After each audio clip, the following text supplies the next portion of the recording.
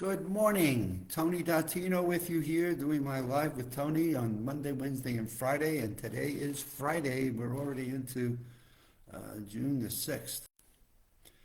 And it's hard to believe we've already got a week of June. And here in the Orlando, Florida area, we're getting lots of rain. We had over 16 inches of rain in May, and the forecast is calling for showers almost every day this week. So the showers are welcome, the plants are growing, the grass is growing, and we're all here. But today, what I wanted to talk to you about is a very interesting article that I'm reading in the May 31st, June 6th issue of New Scientist magazine. Let me see, make sure you get the cover of this correctly. New Scientist magazine had this really interesting article on the power of imagination. And as I think about imagination, to me, I always think about, first of all, you've got to have a good memory. You've got to have an ability to retain and recall information that you've learned or you've seen or someplace in your life experience. And then as I'm reading it, I'm like, but there's a strong link to creativity. I said, so how are they distinguishing in this article, where does imagination come from? How are they distinguishing the elements of imagination and creativity and, of course, memory? And as I read through it, I said, wow, this is probably as good an article in a page. Now, it's a 10-page article, but in this one page I found their understanding of what happens in your brain when your inner world can help boost your imagination. So if you step back and think about, I'm imagining something, okay, and they talk about here that they've discovered this inside the different types of imagination and the experiences that we have. Neuroscientists are getting a better understanding of how the components of imagination work in the brain. Now, I don't need to be a neuroscientist. I don't need you to be a neuroscientist to have you to stop and just reflect on a few moments, sit on a bench somewhere, just sit and look at some plants, or just look at some trees, or just sit in a place in a quiet and do some meditation, and just let your mind just go off and wander and reflect on different things that you may want to accomplish, different things you're hoping to do in your career, or something that you're trying to accomplish with your family. And just imagine how wonderful things would be if all of your children or all of your loved ones were able to do some wonderful things and be successful at something that they were achieving. And just imagine what that might look like. And as the article goes on, you obviously need to have a memory of some sort, some life experiences that help you to grow what I call the branches of imagining what might be. And I always think back to memory when I think of a presentation I was doing at Hershey High School for a regional memory championship we were doing with a number of high schools there. And I had a room full, conference room full of kids, high school students.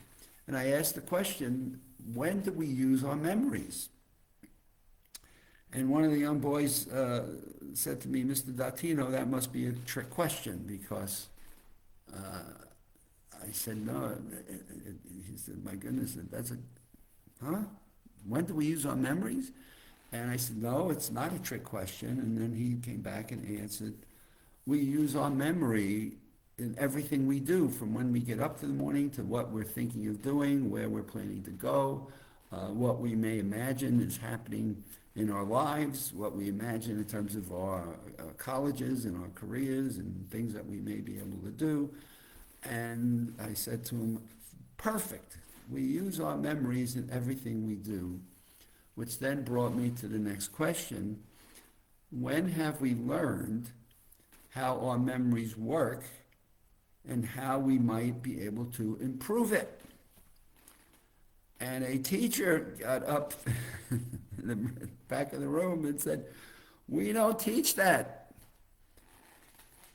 And I'm like, isn't it kind of silly for something that we use in everything we do, as this young boy said, as this young high school student said, we use it in everything we do, in how we imagine the future, how we create things. And it was like, yeah, but bullseye, we use it in everything we do, from the time we get up in the morning to anything we're thinking about, where we might be going to college, what subjects we need to study. And here a teacher is saying, but we don't teach it, which then obviously brought me to my third piece of the beginning of my talk. Isn't it kind of silly that something we use every day in our lives, in everything we do, in our imagination, in our creativity, in our ability to think about things that we're going to be doing during the day or things we need to remember to accomplish, isn't it kind of silly that we've never been taught how it actually works in a simple way, but more importantly, in a way that we can improve it? And that's what got me started to create the USA Memory Championship. I was learning that so few people in a population of our country really understood that memory was a skill that we actually could improve. And we could be taught those skills at any age, and we could be able to demonstrate that we can improve them. So I'm reading this article here this morning, and it just kind of lit my fire again. It talks about how understanding what happens in your brain when it produces the inner works can help boost your imagination. But as it goes over and over about this, it talks about the importance of memory to your imagination. If you don't have a base of thought in your mind, then what is it that you're going to use to imagine? I always remember reading this years ago about, you re-engineer a corporation by starting with a blank sheet of paper. And I talked with Tony Buzan about it at the time, who was my mentor at that time. He said, that's ridiculous. How can you create anything with a blank sheet of paper? There's got to be some life experience or some memory that helps to trigger where those new thoughts and where those new creative ideas might come from. And so I've always found it amusing to think of people thinking about, well, I have a great imagination, but if you're able to have a great imagination and you imagine things that can happen, do you have the creative process that takes your memory with your imagination and your creativity and figure out the how-to? How do you turn it into actions? And I thought that the paragraph in this article here, to get creative in the scientific sense of generating ideas that serve a purpose. I thought this was excellent. That's why wow, this has brought back so many memories. To get creative in the neuroscientific sense of generating original ideas that serve a purpose, the brain needs to call on a central executive network that links different areas of the brain to the cortex, which then directs and sustains attention so we can hold a goal or an outcome in mind while working through solutions. So what did that say to me? Well, I can have this amazing imagination. I could be imagining different things that can be created, but then I need to integrate sections of my brain that are all going to come back to memory to create, what does it say? It's going to create attention so we can hold the goal in mind, an outcome in mind, while working through the different solutions. So you can have this amazing imagination, but if you're not integrating your memory and life experiences with possible solutions or something you read or somebody you've talked to, into the creative process of coming up with the actions or the goals, as it says here, and the solutions, then what do you have?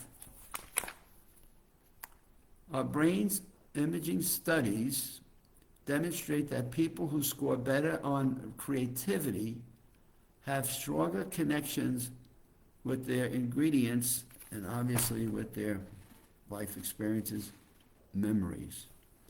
And so here we are, we're going to be doing our 26th USA Memory Championship, and I'm still beating the drum.